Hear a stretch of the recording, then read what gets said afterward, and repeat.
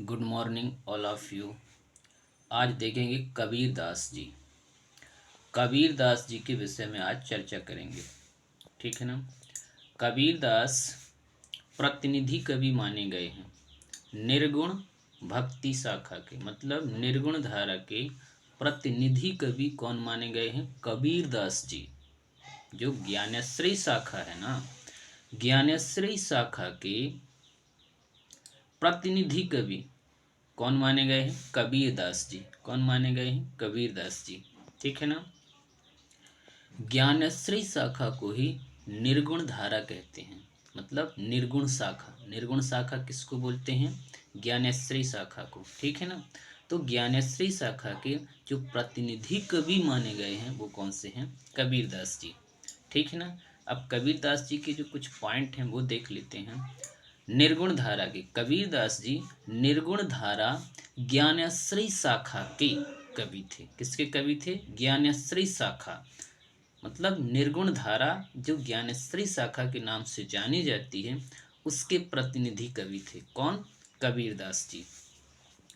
कबीर दास जी का जन्म कहाँ हुआ? काशी में हुआ। कब हुआ? 1398 में। 1398 में कबीर दास जी का जन्म काशी में हुआ था। कहाँ हुआ था? काशी में हुआ था, ठीक है। कबीर दास जी के गुरु, कबीर दास जी के गुरु का नाम रामानंद जी था। यानी कबीर दास जी के जो गुरु थे वो कौन थे? रामानंद। रामानंद कबीर दास जी के गुरु थे, या यूं कहें कि कबीर दास जी के गुरु रामानंद थे। कबीर दास जी की मृत्यु मगहर में हुई थी। कहाँ हुई थी? मगहर। किसकी मृत्यु? कबीर दास जी की। कबीर दास जी की मृत्यु मगहर में हुई थी, ठीक है ना। कबीर दास जी की वाणी का संग्रह, जो कबीर दास जी की वाणी है, ठीक है ना, तो उस वाणी का संग्रह किसने करवाया था? उनके एक शिष्य थे धर्मदास। धर्मदास कबीर दास जी के शिष्य थे। उन्होंने कबीर की वाणी का संग्रह बीजक नामक बीजक नामक ग्रंथ में करवाया था, ठीक है ना। कबीर दास की वाणी का संग्रह उनके शिष्य धर्मदास ने 1464 में, कब किया था? 1464 में बीजक में किया। किस में किया? बीजक में। बीजक में कबीर दास जी की वाणी का संग्रह उनके ही शिष्य धर्मदास जी ने 1464 में करवाया था। बीजक के 3 भाग थे। कितने भाग थे? 3 भाग। किसके? बीजक के। नंबर 1 रमेनी। एक था कौन? रमेनी। रमेनी किस में लिखी गई थी? ब्रजभाषा प्लस पूर्वी बोली में। किसमें?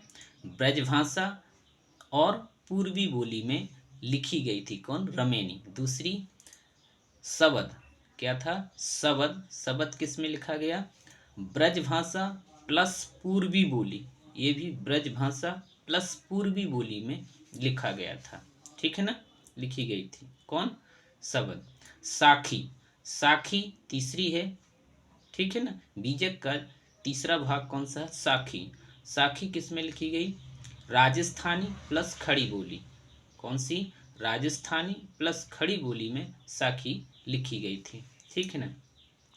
अब देख लेते कबीर दास जी की भाषा कैसी थी, उनकी भाषा थी कैसी, इसके विषय में देख लेते हैं कि कबीर दास जी की भाषा कैसी थी। देखो कबीर दास जी की भाषा कैसी थी? पंचमील खिचड़ी। इसकी जो भाषा थी वो खिचड़ी भाषा थी, पंचमील खिचड़ी। और कहा किसने? श्याम सुंदर दास ने। किसने कहा? श्याम सुंदर दास ने कहा। क्या कहा? कि कबीर दास जी की भाषा पंचमील खिचड़ी थी। किसने कहा? श्याम सुंदर दास ने कहा, ठीक है ना। और कैसी थी? सदुक्कड़ी। सदुक्कड़ी भाषा थी, सदुक्कड़ी। और कैसी भाषा थी कबीरदास जी की? सदुक्कड़ी। सदुक्कड़ी भाषा थी कबीरदास जी की। पंचमील खिचड़ी भी थी, ठीक है ना। अब सदुक्कड़ी भाषा थी, ये किसने कहा? आचार्य रामचंद्र शुक्ल ने कहा। किसने कहा? आचार्य रामचंद्र शुक्ल जी ने कहा कि कबीरदास जी की भाषा कैसी थी? सदुक्कड़ी थी। और पंचमील खिचड़ी कबीरदास जी की भाषा थी, ये किसने कहा? श्याम सुंदर दास जी ने कहा था, ठीक है ना। फिर भाषा का डिक्टेटर। भाषा का डिक्टेटर, ये इनकी भाषा ऐसी भी थी, भाषा का डिक्टेटर, ये किसने कहा? हजारी प्रसाद द्विवेदी जी ने। किसने कहा? हजारी प्रसाद द्विवेदी जी ने कहा कि कबीरदास भाषा के क्या थे, डिक्टेटर थे। यानी भाषा का डिक्टेटर किसने कहा, हजारी प्रसाद द्विवेदी जी ने कहा। ठीक है, तो ये थी कबीरदास जी की भाषा। ठीक है, ओके मित्रों, साथियों, वीडियो पसंद आए तो लाइक और शेयर कीजिए और सब्सक्राइब भी कीजिए। ओके, बाकी कल देखते हैं।